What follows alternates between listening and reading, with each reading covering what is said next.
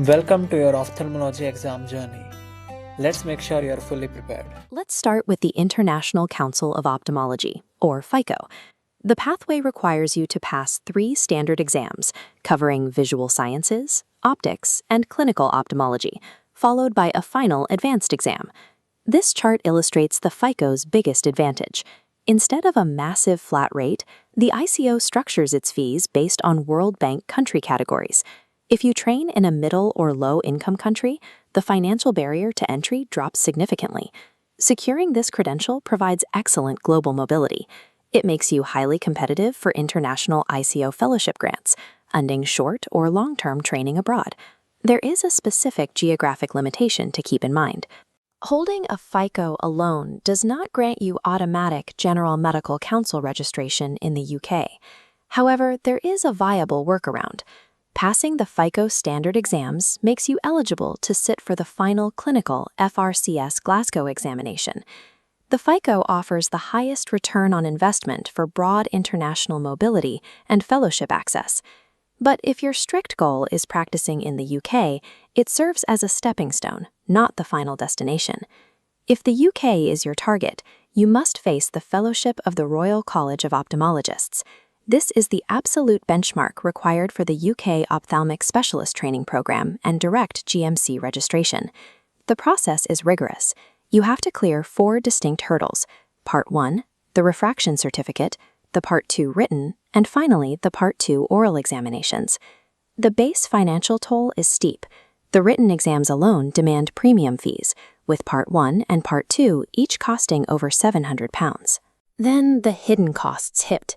If you take the oral and refraction components internationally, you have to factor in flights, hotels, and premium exam fees in expensive hub cities like Singapore or Dubai. The payoff that justifies draining your savings is access. The FRCOphth acts as a direct passport to highly lucrative consultant roles in the UK and across the Middle East. Prepare for a long campaign. Navigating all 4 stages typically takes 2 to 3 years of sustained study and liquid capital. The FRCOphth is a heavy temporal and financial burden. You should only take it if practicing in the UK or the Gulf is your confirmed ultimate goal.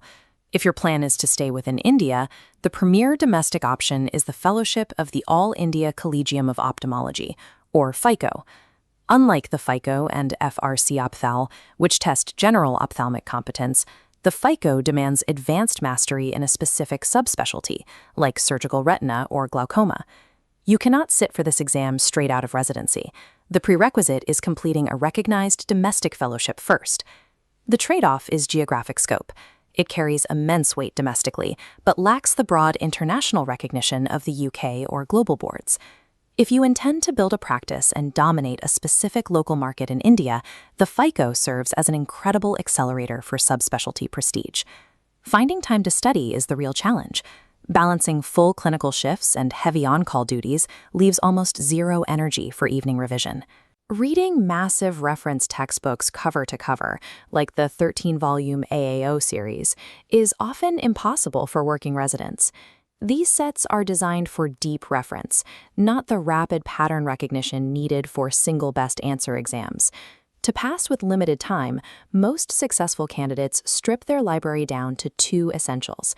You need the high-yield clinical photos in Kansky and the conceptual foundation of Elkington's optics. These provide the breadth required for the exam format without the filler found in reference sets. You cannot skip Elkington.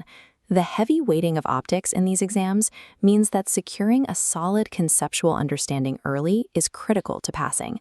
Once those foundations are laid, abandon the textbooks. Shift your entire focus to grinding question banks like iDocs and Opto questions. This timeline shows a realistic 5-month preparation schedule. Dedicate the first 2 months to mastering optics and building a baseline. Then spend the final 3 months executing high-volume, timed question bank simulations. You have to accept getting questions wrong on day 1. Do not wait until you feel ready to start testing yourself. Passing these written exams relies on ruthless, targeted pattern recognition. Active recall through repeated testing wins out over passive reading every time. This decision tree maps out exactly which exam to take based on two factors: your current training year and geographic ambition. If you're in FY1 or in your first 2 years of residency, focus exclusively on the FICO standard exams or FRCOphth Part 1. Tackling the written sciences early capitalizes on your fresh theoretical knowledge and aligns perfectly with your final MS or MD exam preparation. If your target is the UK or the Gulf, start budgeting capital immediately and shift energy to mastering clinical reasoning for FRCOphth Part 2 oral. For third-year residents staying in India, abandon generalist international exams. Your priority is securing a high-volume surgical fellowship. Once the fellowship is complete, pursuing the FAICO locks in your status as a recognized subspecialist.